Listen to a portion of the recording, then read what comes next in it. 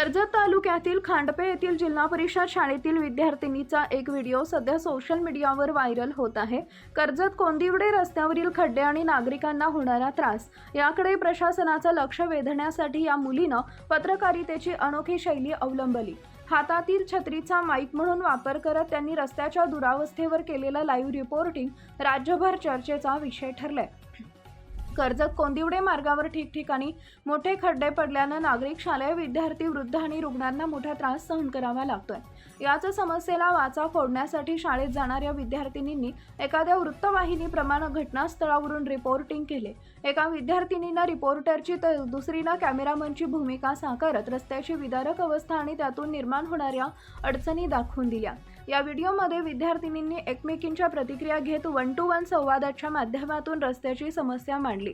खड्ड्यामुळे होणारे हाल, सुरक्षिततेचा प्रश्न आणि तातडीनं दुरुस्तीची गरज यावर त्यांनी थेट भाष्य केलं।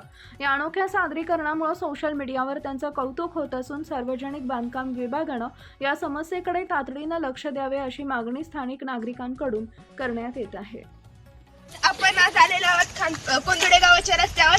तर आमची रिपोर्टर ज्योत्स्ना तुम्हाला या रस्त्यांबद्दल काय सांगेल? तर मी सांगणार आहे आपल्या कोंदिवडे गावाच्या रस्त्याबद्दल।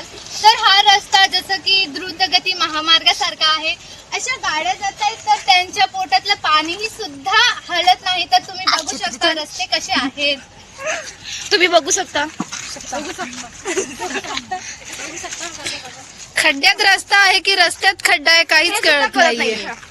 तर आजची न्यूज इथे संपते। रिपोर्टर नेहा घारे सोबत कॅमेरामन मानसी पवार। धन्यवाद।